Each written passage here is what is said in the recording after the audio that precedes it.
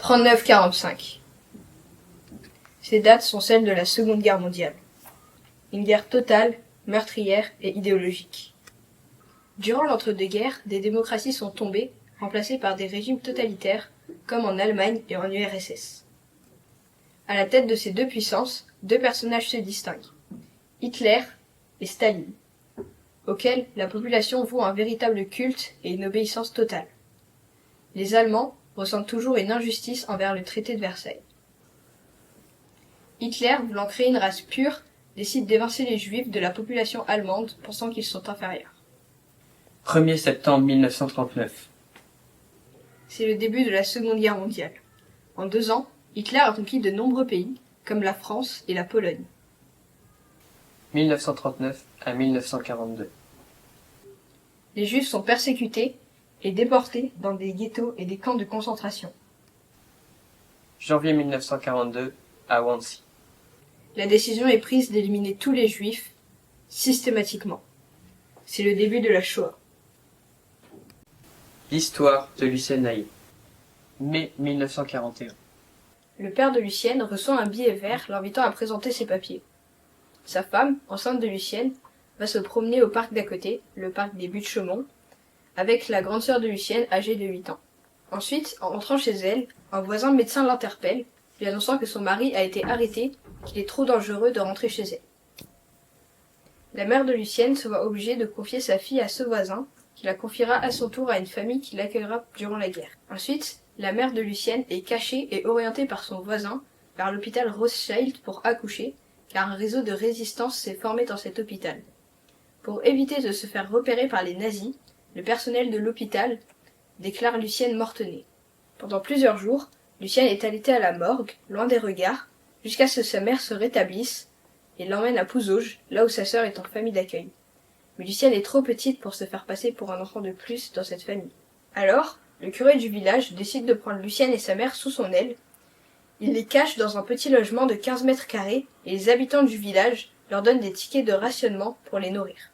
Lucienne va donc vivre 4 ans, cloîtrée entre 4 murs, sans faire de bruit et sans jouer. 4 ans qui sont les premières années de sa vie et qui la bouleversent encore.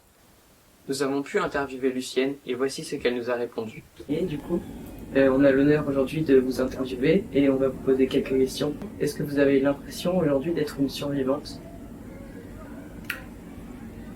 Oui. Une survivante, oui, je pense que par rapport à tout ce que je sais sur cette période, je suis une survivante de l'ensemble de cette guerre avec tout ce qui s'est passé. Ouais, je suis une survivante. Si de nombreux juifs n'ont pas survécu à la guerre, Lucienne peut se définir comme une survivante. Néanmoins, même si elle a survécu à la guerre a toujours un impact sur sa vie présente. Est-ce que la guerre a eu un impact sur votre vie passée et actuelle ? Ce que j'ai subi, puisque j'étais petite, ce que j'ai subi, oui. Elle m'a façonné d'une certaine façon. Et puis, je suis une personne très sensible. Je peux dire, comme on dit, hypersensible. Pour moi, le rapport aux autres, le rapport à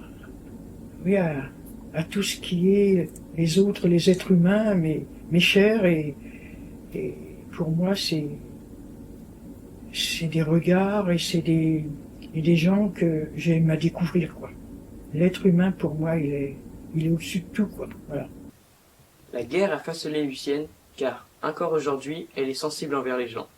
Elle en garde un souvenir flou, mais présent. Est-ce que vous avez des souvenirs de cette période-là, de 1940 à 1944 ? Alors, pas beaucoup de souvenirs, puisque moi je suis née le 4 août 41, donc petite. Et le seul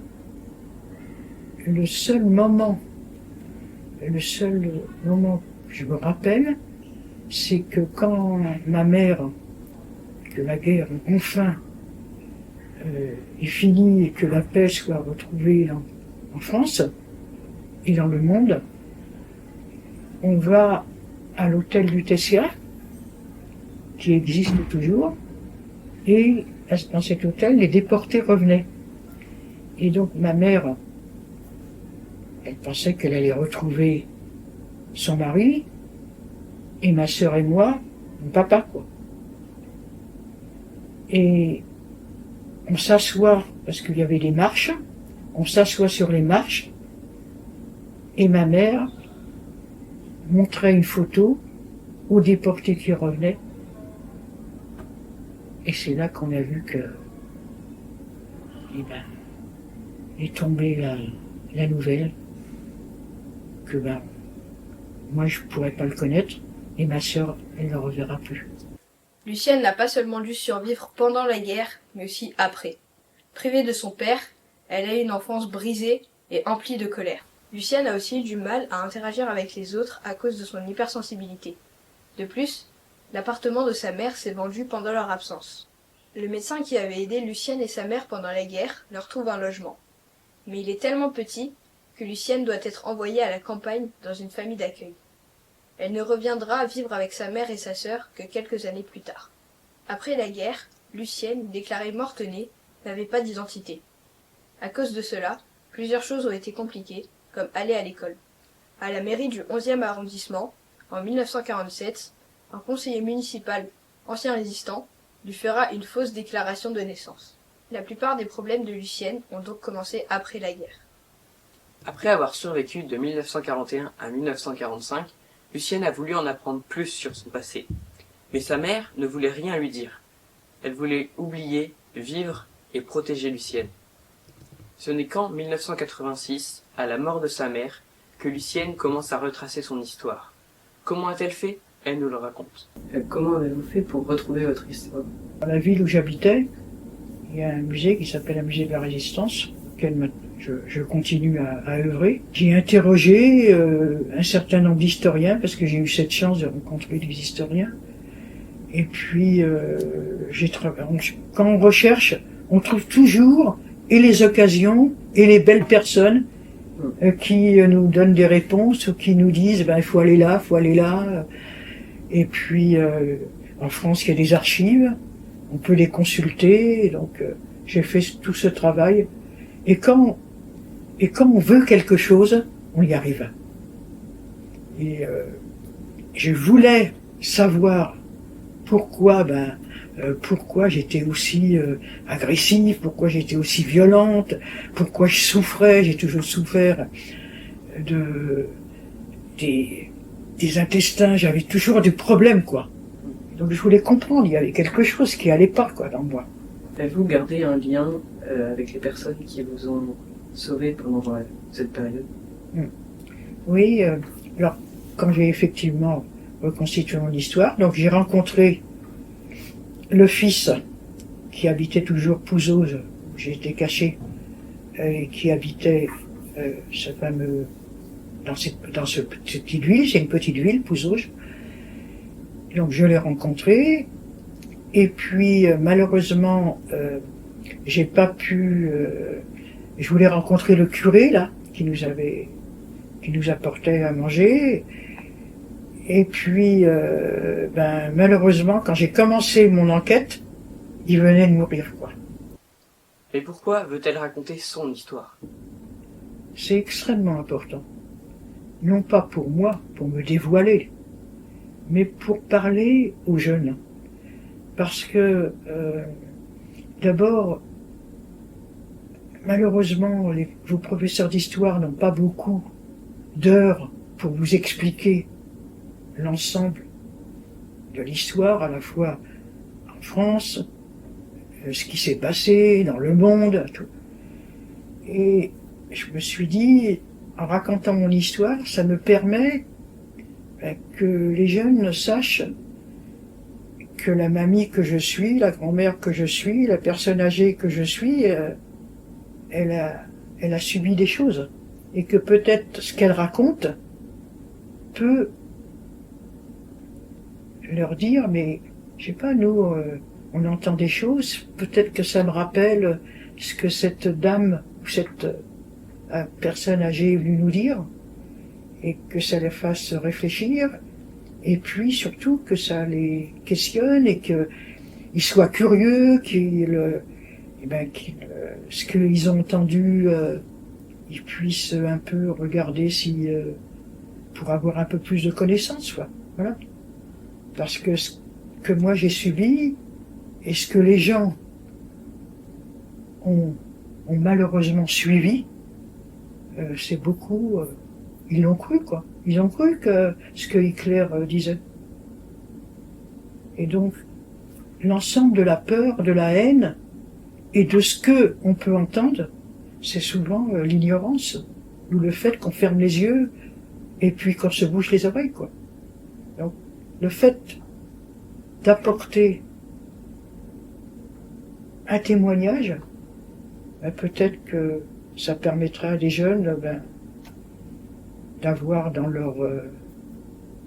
dans ce qu'ils ont à faire, dans les chemins qu'ils vont prendre, ils se diront tiens, est-ce que c'est vrai ce qu'on me raconte?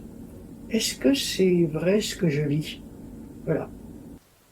Le parcours de Lucienne pour retracer sa vie a été long et compliqué, car elle n'a commencé qu'en 1986, après la mort de sa mère. Cette recherche lui a permis de rencontrer ses bienfaiteurs et d'en apprendre plus sur la guerre, et surtout sur sa propre histoire. Maintenant, Lucienne veut partager son histoire, surtout avec les jeunes, pour les informer sur leur passé et les avertir sur l'avenir. Ce passage est fort, car Lucienne nous fait une place dans son histoire. Après avoir retrouvé son histoire, Lucienne aborde la question de la justice et de la rancœur. Pour aller plus loin, il y a une chose qui me fait toujours mal, c'est pourquoi les gens ont dénoncé. Voilà. Voilà. Ça, je trouve que dans la vie, il faut se battre. Il ne faut pas accepter l'inacceptable. Hein. Donc les gens qui dénonçaient pour un petit morceau de pain, moi j'aime mieux mourir de faim que dénoncer. Est-ce qu'aujourd'hui vous avez de la rancune envers les responsables des tourments de votre vie? Non. Il y a des mots donc, qui me sont pas dans moi, c'est rancune, haine, vengeance. Pour moi, j'essaye toujours de comprendre le pourquoi. Pourquoi cette personne, elle dit ça? Pourquoi cette personne, elle pourrait dire aujourd'hui, les Arabes, ils nous prennent notre boulot. Enfin, ou telle personne, c'est la cause de ce qui se passe. J'essaye, même encore à mon âge, je veux dire, je veux comprendre le sens de ce qui se passe autour de moi, quoi. Même vous, même moi, qui manipule mal le portable ou tout ça, j'essaye effectivement de me l'apprivoiser, parce que je pense que c'est nécessaire. C'est nécessaire. Aujourd'hui, on est autrement que ce que moi j'ai vécu. Et donc, il faut que je me mette à jour. C'est normal. C'est normal. C'est moi à me mettre à jour. C'est moi à me mettre en situation pour comprendre ce qui se passe et ce qu'on me dit. Et donc, je continue, quel que soit, je pense que jusqu'à ma mort, je continuerai à être curieuse, à m'intéresser aux gens, à m'intéresser surtout aux jeunes et à les comprendre. Moi, j'ai des petits-enfants de vos âges. Ils m'apprennent plein de choses, parce que c'est normal. Et donc, ça m'intéresse. Même si des fois, je suis pas d'accord, je leur dis. Mais ce qu'ils me disent, pour moi, je me les enregistre. Je me dis peut-être que ce que tu penses, c'est peut-être pas très juste. Il faut toujours douter. Les incertitudes, ça fait pas avancer l'être humain. Il faut toujours dire, est-ce que c'est possible, ce qu'il me dit? Ces passages de l'interview sont très forts, car Lucienne dit ne pas ressentir de haine envers les nazis, Hitler et tous les responsables de son début de vie très compliqué. Car ce qui lui importe, avant tout, c'est de comprendre. Pour elle, hier comme aujourd'hui, il faut, je cite, avoir un cœur intelligent, un cœur ouvert et un cœur qui pense.